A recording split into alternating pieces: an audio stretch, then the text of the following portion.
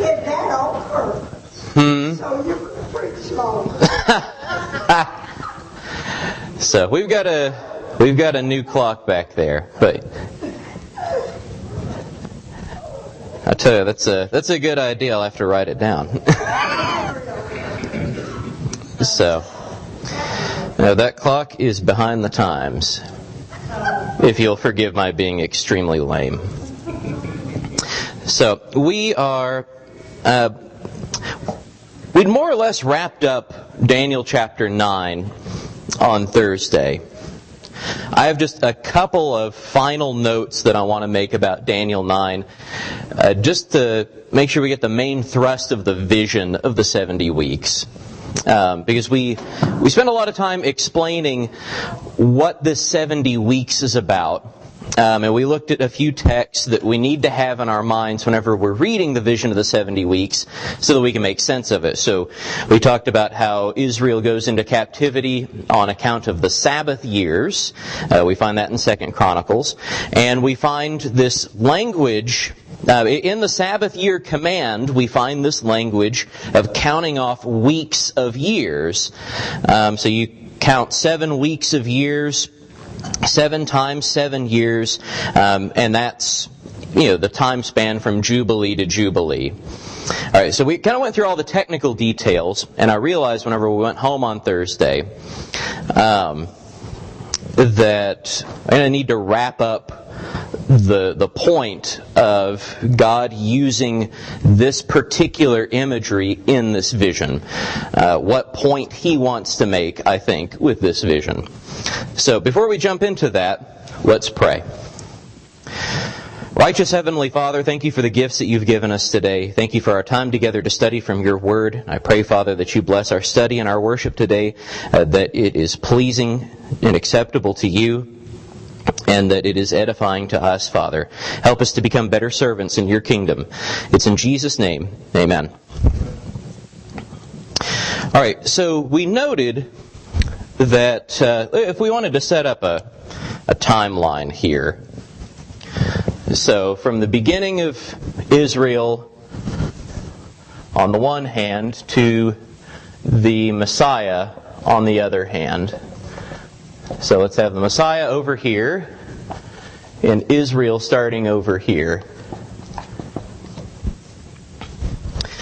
Right, and in the middle, we've got this period of captivity. So captivity in Babylon that lasts 70 years.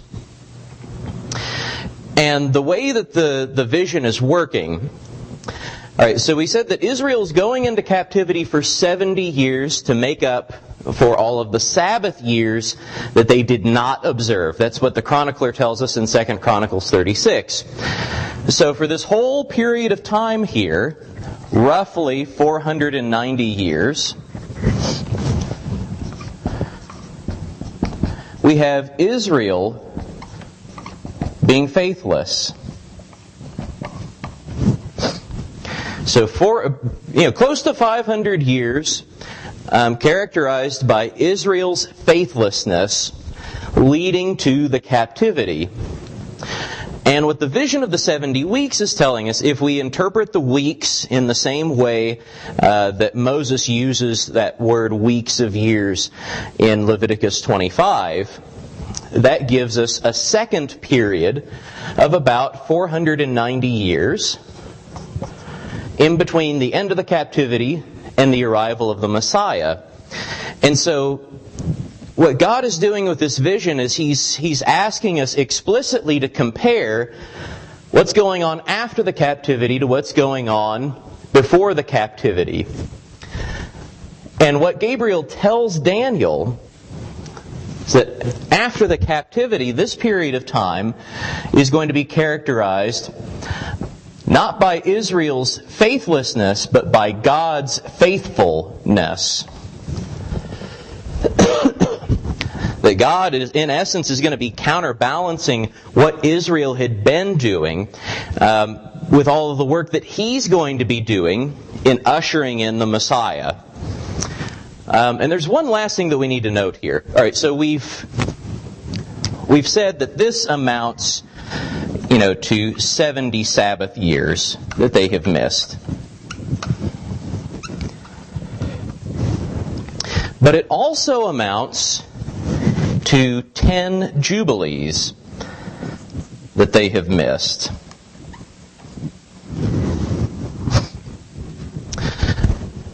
And so on the other side, in other words, we are also going to end up with 10 Jubilees. If you'll remember, the number 10 is often a symbolic number in Scripture. We've seen it at least a couple of times already in Daniel, to talk about something being exceedingly great or magnificent, or in some cases even filled up. And if we take it in that sense, this period of time following the captivity is going to be God filling up the Jubilee. That is, in other words, setting the stage for the most excellent Jubilee, or the most full Jubilee. And at the end of that period, the arrival of the Messiah. Which is why it's no surprise, and we've already been to this text before in our sermons, but whenever you go to Luke chapter 4, remember we've been through this text a few times, Jesus, whenever he goes to inaugurate his ministry in Luke chapter 4, starting around verse 17 or 18, or we can start a little earlier whenever he actually gets to Nazareth. He came to Nazareth where he had been brought up, and as was his custom, he went to the synagogue on the Sabbath day, and he stood up to read. And the scroll of the prophet Isaiah was given to him. He unrolled the scroll and found the place where it was written, "The Spirit of the Lord is upon me, because he has anointed me to proclaim good news to the poor. He has sent me to proclaim liberty to the captives and recovering of sight to the blind, to set at liberty those who are oppressed, to proclaim the year of the Lord's favor." All right, in one of the early sermons that we did on Luke, we argued that what Jesus here is doing in inaugurating his ministry is he's proclaiming a jubilee. By talking about the year of the Lord's favor. That the Jubilee is all about release. All of these things that he's talking about from Isaiah 61, proclaiming good news to the poor, liberty to the captives, recovering of sight to the blind, liberty for those who are oppressed. All of that is Jubilee language. That in the year of Jubilee, as we read about it in Leviticus 25, that entire period is a period of release, where captives get let free, where people are restored to their familial homeland. Everything is set to rights. And it seems like that's what's going on here in the vision of the 70 weeks at the end of Daniel 9. Is that God is telling Daniel, we're going to be filling up the Jubilee, and it's going to culminate in the arrival of the Messiah. And whenever Jesus arrives and begins his ministry, he announces the Jubilee is here. All right, so I just wanted to leave those brief notes. This is the point of the whole vision. Whereas Israel has been faithless, God is going to be faithful. And that faithfulness on God's part is going to culminate in the arrival of the Messiah, which is going to be all about release, liberty. Excuse me. So, hopefully all of that makes sense of what's going on in Daniel 9 with the vision of the 70 weeks. It is, I think, one of the most hopeful visions that we read about in Scripture, at least in the Old Testament. And whenever we read Revelation, I think we should carry forward that spirit of hopefulness into our reading of Revelation. It's something that reading books like Daniel prepares us for reading books like Revelation. All right, so any questions or comments before we jump into chapter 10? Keith? This arrival of the Messiah refers to the Christ chapel. Yes. Yeah, so the arrival on earth, the incarnation of Jesus of Nazareth. So, good. Any other questions or comments? Devana? That's a good question, and as far as I can tell, during this period of time, I don't know of any occurrences of the Jubilee year, or for that matter, the Sabbath year. That during this period of time, by and large, at least in that regard, Israel continues to be faithless. But this period of time is not necessarily about what Israel is doing, but about what God is doing.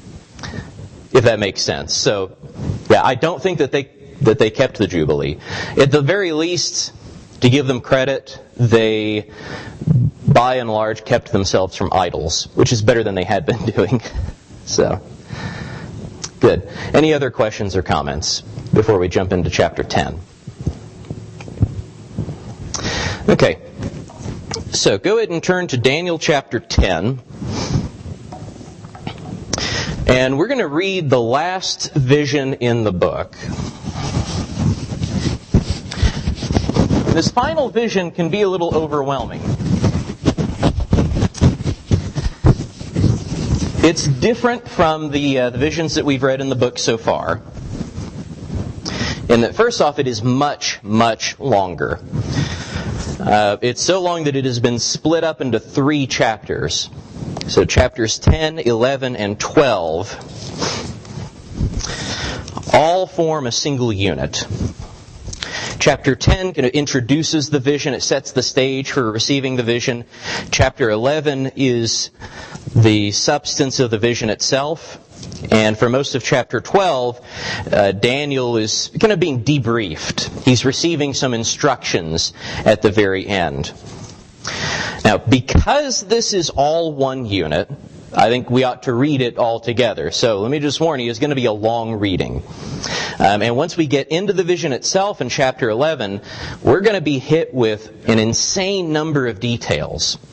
Like I said, this vision can be a little overwhelming and disorienting, mainly because of the sheer amount of things going on in the vision. But we can imagine, I think, what it would have been like for Daniel to have received this vision. If it's disorienting and confusing to us, imagine what it would have been like to Daniel, who was there in person. So let's start in Daniel chapter 10, and we're going to read through to the end. And just forgive the length of the reading. In the 3rd year of Cyrus, king of Persia, a word was revealed to Daniel, whose name was Belteshazzar. And the word was true, and it was a great conflict. And he understood the word, and had understanding of the vision. In those days I, Daniel, was mourning for 3 weeks. I ate no delicacies, no meat or wine entered my mouth, nor did I anoint myself at all for the full 3 weeks. On the 24th day of the 1st month, as I was standing on the bank of the great river, that is the Tigris, I lifted up my eyes and looked, and behold, a man clothed in linen, with a belt of fine gold from Uphaz around his waist. His body was like beryl, his face like the appearance of lightning, his eyes like flaming torches, his arms and legs like the gleam of burnished bronze, and the sound of his words like the sound of a multitude. And I, Daniel, alone saw the vision.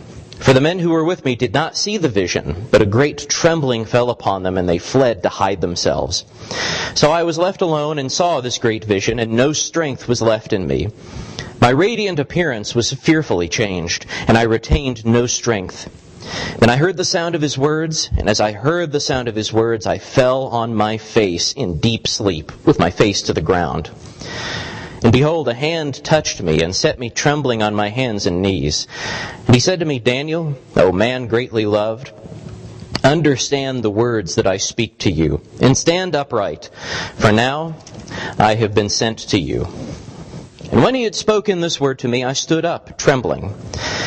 Then he said to me, Fear not, Daniel, for from the first day that you set your heart to understand and humbled yourself before your God, your words have been heard, and I have come because of your words. The prince of the kingdom of Persia withstood me 21 days, but Michael, one of the chief princes, came to help me. For I was left there with the kings of Persia, and came to make you understand what is to happen to your people in the latter days. For the vision is for days yet to come. When he had spoken to me according to these words, I turned my face toward the ground and was mute. And behold, one in the likeness of the children of man touched my lips. And I opened my mouth and spoke. I said to him who stood before me, My Lord, by reason of the vision pains have come upon me, and I retain no strength. How can my Lord's servant talk with my Lord? For now no strength remains in me, and no breath is left in me. Again, one having the appearance of a man touched me and strengthened me. And he said, O man greatly loved, fear not, peace be with you. Be strong and of good courage. And as he spoke to me, I was strengthened and said, Let my Lord speak, for you have strengthened me. Then he said, Do you know why I have come to you? But now I will return to fight against the prince of Persia. And when I go out, behold, the prince of Greece will come. But I will tell you what is inscribed in the book of truth. There is none who contends by my side except these alone. There is none who contends by my side against these, except Michael, your prince. And as for me, in the first year of Darius the Mede, I stood up to confirm and strengthen him. And now I will show you the truth. Behold, 3 more kings shall arise in Persia, and a 4th shall be far richer than all of them. And when he has become strong through his riches, he shall stir up all the kingdom of Greece. Then a mighty king shall arise, and shall rule with great dominion, and do as he wills. And as soon as he has arisen, his kingdom shall be broken, and divided toward the 4 winds of heaven. But not to his posterity, nor according to the authority with which he ruled. For his kingdom shall be plucked up, and go to others besides these. Then the king of the south shall be strong, but one of his princes shall be stronger than he, and shall rule. And his authority shall be a great authority. After some years they shall make an alliance, and the daughter of the king of the south shall come to the king of the north to make an agreement. But she shall not retain the strength of her arm, and he and his arm shall not endure. But she shall be given up, and her attendants who fathered her, he who fathered her, and he who supported her in those times. And from a branch, from her roots, one shall arise in his place. He shall come against the army and enter the fortress of the king of the north, and he shall deal with them and shall prevail. He shall also carry off to Egypt their gods, with their metal images and their precious vessels of silver and gold. And for some years he shall refrain from attacking the king of the north. Then the latter shall come into the realm of the king of the south, but shall return to his own land. His sons shall wage war and assemble a multitude of great forces, which shall keep coming and overflow and pass through, and again shall carry the war as far as his fortress. Then the king of the south, moved with rage, shall come out and fight against the king of the north, and he shall raise a great multitude, but it shall be given into his hand. And when the multitude is taken away, his heart shall be exalted, and he shall cast down tens of thousands, but he shall not prevail. For the king of the north shall again raise a multitude greater than the first. And after some years he shall come on with a great army and abundant supplies. In those times many shall rise against the king of the south, and the violent among your own people shall lift themselves up in order to fulfill the vision, but they shall fail. Then the king of the north shall come and throw up siege works and take a well-fortified city. And the forces of the south will not stand, or even his best troops, for there shall be no strength to stand. But he who comes against him shall do as he wills, and none shall stand before him. And he shall stand in the glorious land, with destruction in his hand. He shall set his face to come with the strength of his whole kingdom, and he shall bring terms of an agreement and perform them. He shall give him the daughter of women to destroy the kingdom. But it shall not stand, or be to his advantage. Afterward he shall turn his face to the coastlands, and shall capture many of them. But a commander shall put an end to his insolence. Indeed, he shall turn his insolence back upon him. Then he shall turn his face back toward the fortresses of his own land, but he shall stumble and fall, and shall not be found. Then shall arise in his place one who shall send an exactor of tribute for the glory of the kingdom. But within a few days he shall be broken, neither in anger nor in battle. In his place shall arise a contemptible person, to whom royal majesty has not been given. He shall come in without warning and obtain the kingdom by flatteries. Armies shall be utterly swept away before him and broken, even the prince of the covenant. And from the time that the alliance is made, with him, he shall act deceitfully, and he shall become strong with a small people. Without warning he shall come into the richest parts of the province, and he shall do what neither his fathers nor his fathers' fathers have done, scattering among them plunder, spoil, and goods. He shall devise plans against strongholds, but only for a time. And he shall stir up his power and his heart against the king of the south with a great army. And the king of the south shall wage war with an exceedingly great and mighty army, but he shall not stand, for plots shall be devised against him. Even those who eat his food shall break him. His army shall be swept away, and many shall fall down slain. And as for the two kings, their hearts shall be bent on doing evil. They shall speak lies at the same table, but to no avail. For the end is yet to be at the time appointed. And he shall return to his land with great wealth, but his heart shall be set against the holy covenant. And he shall work his will and return to his own land. At the time appointed he shall return and come into the south, but it shall not be this time as it was before. For ships of Kittim shall come against him, and he shall be afraid and withdraw, and shall turn back and be enraged and take action against the holy covenant. He shall turn back and pay attention to those who forsake the holy covenant. Forces from him shall appear and profane the temple and fortress, and shall take away the regular burnt offering. And they shall set up the abomination that makes desolate. He shall seduce with flattery those who violate the covenant. But the people who know their God shall stand firm and take action. And the wise among the people shall make many understand, though for some days they shall stumble by sword and flame, and by captivity and plunder. When they stumble, they shall receive a little help. And many shall join themselves to them with flattery, and some of the wise shall stumble, so that they may be refined, purified, and made white until the time of the end. For it still awaits the appointed time.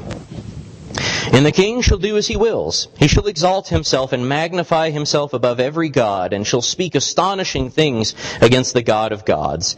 He shall prosper till the indignation is accomplished, for what is decreed shall be done.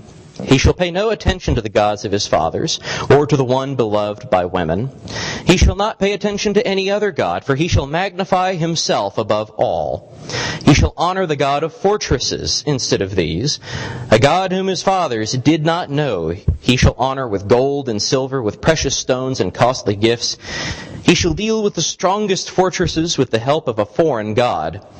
Those who acknowledge him, he shall load with honor. He shall make them rulers over many, and shall divide the land for a price.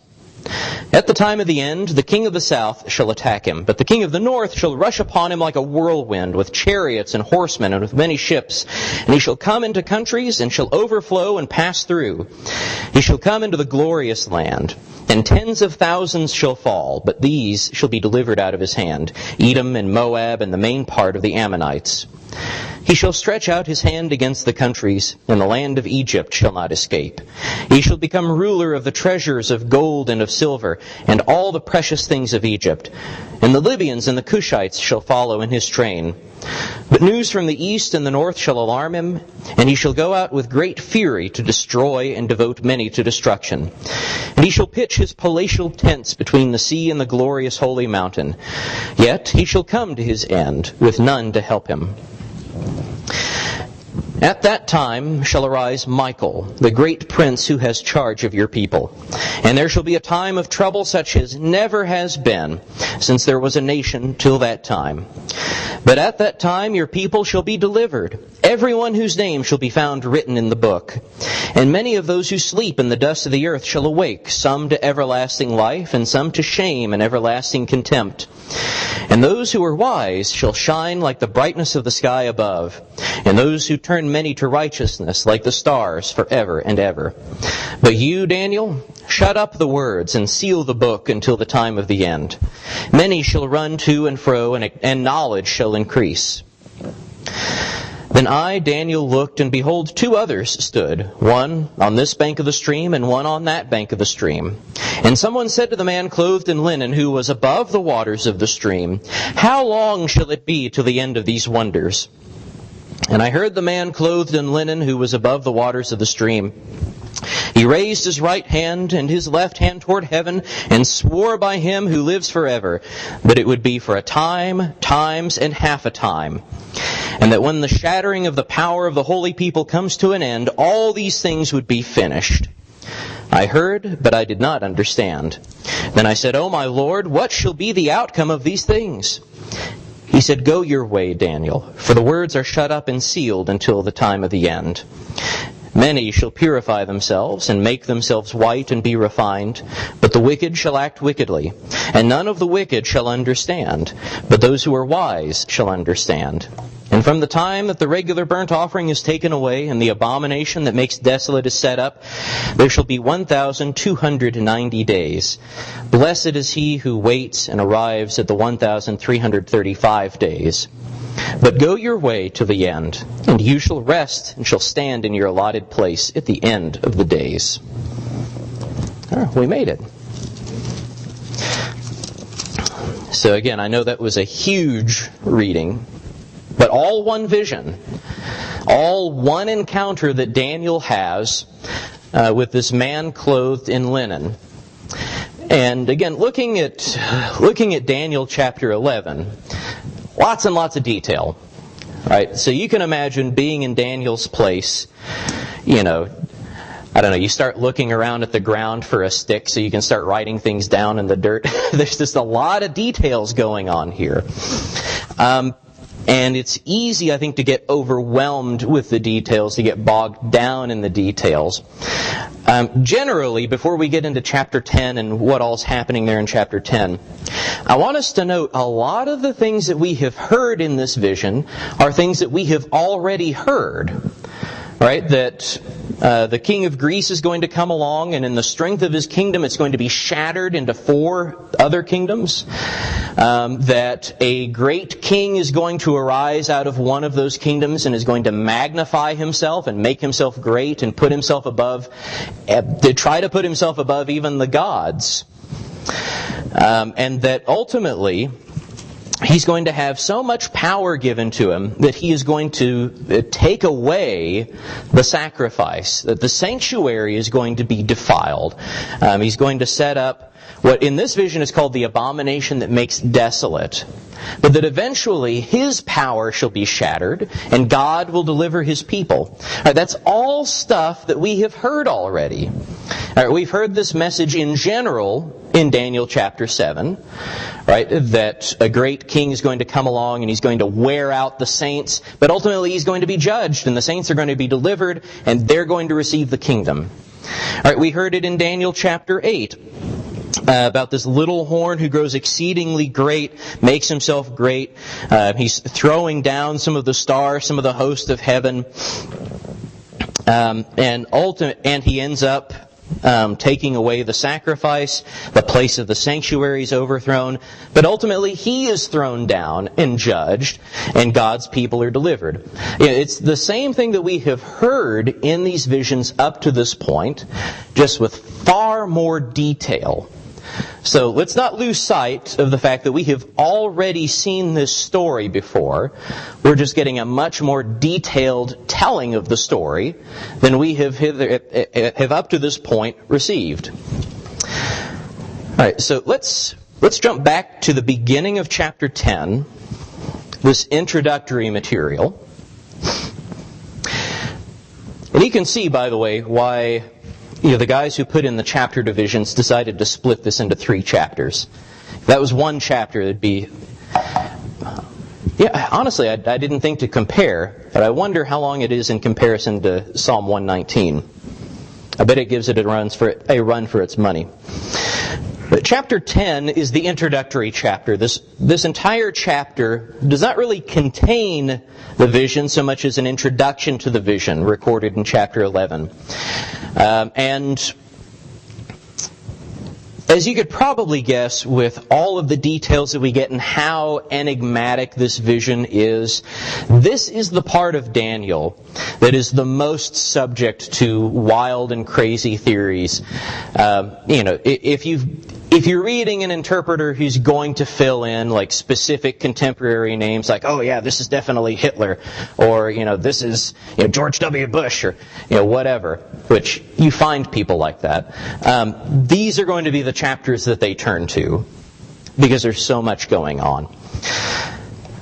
Chapter 10 here is structured around the appearance of this man in linen and the response that Daniel gives to him. Now, this is something that's a little unique. We have so far seen Daniel be adversely affected by these visions. Usually he comes away from these visions sick, or he falls down on his face and has to be revived. In chapter 10, it happens 3 times. So the whole chapter is structured around the man in linen coming, and then Daniel 3 times having to be touched to receive strength and to be revived.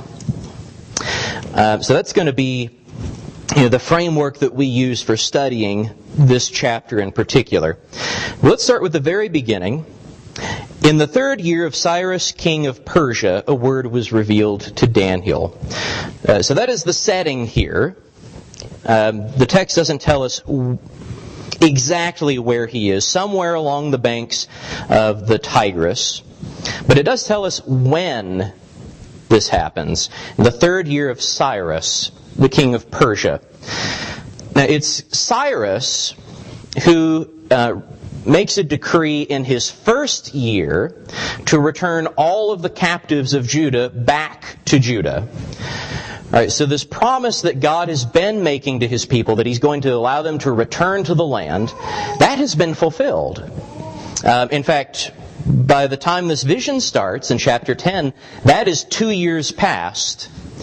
All right, most everybody has gone back. Daniel has stayed behind, probably on account of his advanced age. At this point, he is quite far along in his life, in his late 80s, possibly even into his 90s, just depends on how old he was when he was brought in.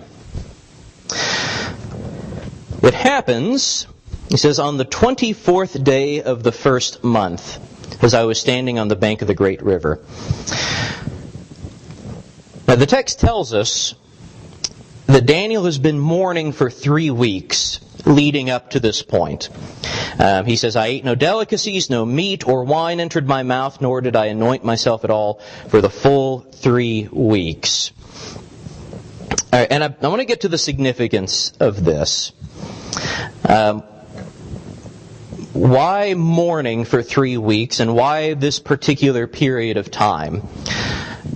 In the law of Moses, does anybody know what special feast happens in the 1st month of the year?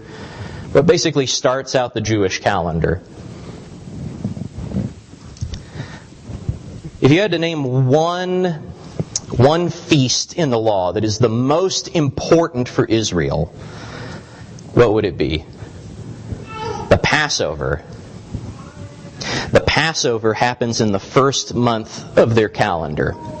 If you were to go back to Exodus chapter 12, when the feast is established,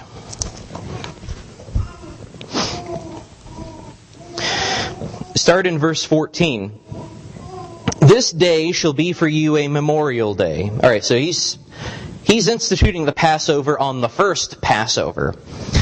Moses says, this day shall be for you a memorial day, and you shall keep it as a feast to the Lord. Throughout your generations as a statute forever you shall keep it as a feast. 7 days you shall eat unleavened bread. On the 1st day you shall remove leaven out of your houses. For if anyone eats what is leavened from the 1st day until the 7th day, that person shall be cut off from Israel. On the 1st day you shall hold a holy assembly, and on the 7th day a holy assembly. No work shall be done on those days. But what everyone needs to eat, that alone may be prepared by you. All right, and here it's going to talk about the Feast of Unleavened Bread. You shall observe the Feast of Unleavened Bread, for on this very day I brought your hosts out of the land of Egypt. Therefore, You shall observe this day throughout your generations as a statute forever. In the first month, from the 14th day of the month at evening, you shall eat unleavened bread until the 21st day of the month at evening. For 7 days, no leaven is to be found in your houses. And we can stop there. What happens on the 14th day of the month is they observe the Passover. Like you read about that earlier in the chapter. And then from the evening of the 14th day through the 21st day, they can have no leaven in their houses, and then they observe the Feast of Unleavened Bread. All right, and all of this is a memorial reminding them of when God delivered them out of Egypt. Now we find that Daniel receives this vision on the 24th day of the first month, but that he has been fasting and mourning for 3 weeks up to this point. In other words, he has been fasting and mourning through the Passover and through the Feast of Unleavened Bread.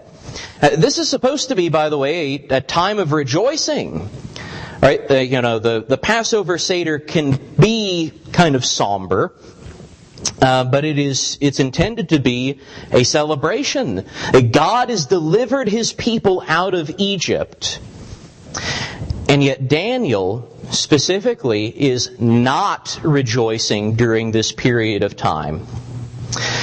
In fact, he makes a special note of telling us that he's not anointed himself with oil during this time. Which, this is not something that we do anymore. Mainly because we've got modern advances in technology and we've got a better climate. Around here, you don't worry so much about your skin drying out all the time, right? Living this close to the Gulf of Mexico. But in the ancient Near East, their skin dried out all the time. And they didn't have lotion. What they used as part of their daily hygiene was that they would put oil on their skin. And that would help them retain moisture and keep their skin from cracking. And it is common practice to withhold oil, to abstain from anointing oneself with oil as a sign of mourning. Daniel makes that association here. He has been mourning for 3 weeks. He doesn't put on any oil. And resuming the use of oil is a sign that your mourning has ceased. In fact, that's why in Psalm 45, the psalmist refers to oil as the oil of gladness. Right? Oil is a sign that you're prosperous and you're doing well and you're happy. And you're taking care of yourself. We even use that kind of language today. If somebody's down, they may not be taking care of themselves. Right? You can look at that person, man, you doesn't look like you've shaved in a month. And, you smell like you just came out of the woods. And is everything okay? The same holds true in the ancient Near East. But if you're in mourning, you don't take care of yourself in this way. So why, of all times, does Daniel choose now to be mourning? Especially considering this happens in the 3rd year of Cyrus. All right, so God's promise to Israel has started already. Remember, we noted this in Daniel chapter 9, that the decree has gone out from the throne of heaven that Israel is to be taken back to the promised land. And they're to start rebuilding. All right, and sometimes we talk about how God, can act slowly, right? How, they were in captivity for 70 years crying out, or how Israel was in captivity for 400 years crying out. And from their perspective, it just seems like God is just never going to show up. And we make these notes about how God operates on His own timetable and not on ours. He's not going to be as quick as we want Him to be sometimes. And that's true. But here, God has acted astonishingly quickly. Right? He gives Daniel this vision, and then practically within the year, Cyrus, the king of the Persians, has made this decree, releasing all of the Judean captives to go back to their homeland and to start rebuilding. And it's in the midst of this that Daniel is mourning. He's not celebrating, and you would think of all the holidays for him to not celebrate. Passover doesn't make much sense because we've noted this connection between the captivity in Babylon, and that Daniel wants us to see the captivity in Babylon as a second Exodus, that it's a second Egypt experience. And so Israel has been delivered out of Babylon. You would think that would be the perfect time to observe the Passover. So the Passover is a celebration of release and freedom and going to the Promised Land. And isn't that what has happened? What it's telling us is that from Daniel's perspective, Israel is still in captivity, even though they have returned to Jerusalem. And in fact, that's what we find Jews of the first century thinking. If we were to fast forward a few centuries to Jesus' time, what the Judeans discover is that whenever they return to the Promised Land, they are still not free. Because even under Cyrus, they continue to have to pay tribute. If you read through Ezra and Nehemiah, they face constant struggles in trying to rebuild the temple, to rebuild the city, to rebuild the walls. All of this trouble coming in from outside, and all of these tributes that they have to pay to the king. And then after Cyrus, after the Persians, then come in the Greeks. And they're under Greek rule for centuries. And the Greek rule is going to be terrible for them. And they're free for less than 50 years after they're able to kick the Greeks out. Then they lose their independence once again to the Romans. And from the Jewish perspective, even though they live in the Promised Land, they are still in captivity because they have these foreigners ruling over them, living in the land, having taken over. So Daniel is still concerned over Israel, and is still, and we learn here in Daniel chapter 10 and verse 12. The man in linen says, "Fear not, Daniel, for from the first day that you set your heart to understand and humbled yourself before your God, your words have been heard." In other words, Daniel, during this period of time, in between receiving the vision of the 70 weeks and this new vision that he's receiving in chapter 10, Daniel has been pondering over this vision that he's received.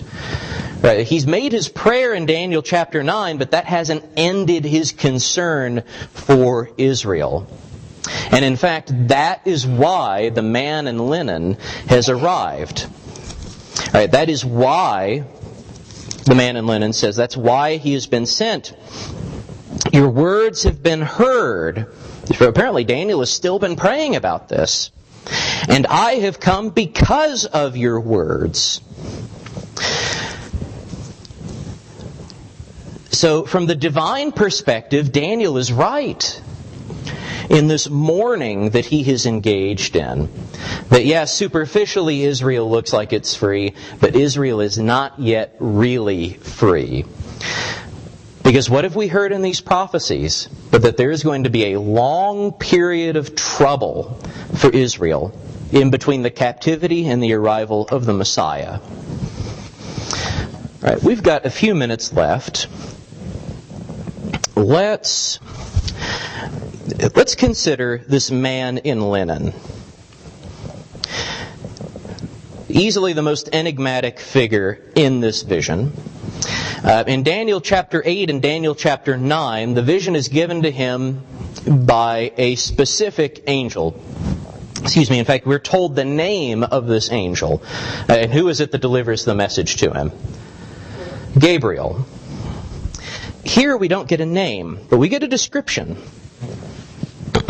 So Daniel lifts up his eyes, and behold, a man clothed in linen, with a belt of fine gold from Uphaz around his waist. His body was like beryl, his face like the appearance of lightning, his eyes like flaming torches, his arms and legs like the gleam of burnished bronze, and the sound of his words was like the sound of a multitude. Who do we suppose this man in linen is? Is it Gabriel again? It's a possibility.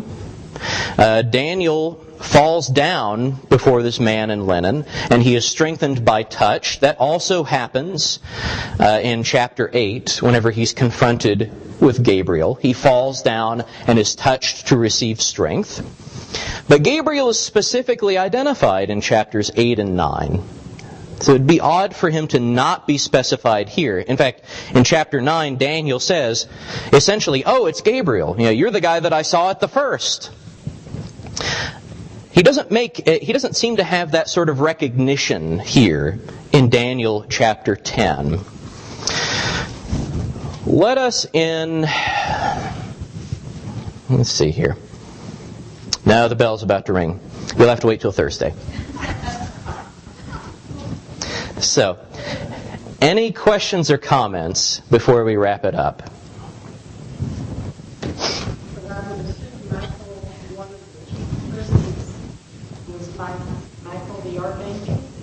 Yes, so he is identified in this vision, but he's not the man in linen, because the man in linen is talking about him, and the man in linen says that he has received help from him. And by the way, that's an interesting little detail, that we noted how quickly Gabriel arrived in Daniel chapter 9. That he heads out from the throne as soon as the prayer begins, and he arrives in front of Daniel before the prayer has even ended. Here, this man in linen has been held back for 21 days by someone identified as the Prince of Persia. And he gets the help of Michael, one of the chief princes. We'll talk about what all that signifies, but no, the man in linen is not Michael. All right, thank you so much for your kind attention and your comments this morning, especially for getting through the whole vision together.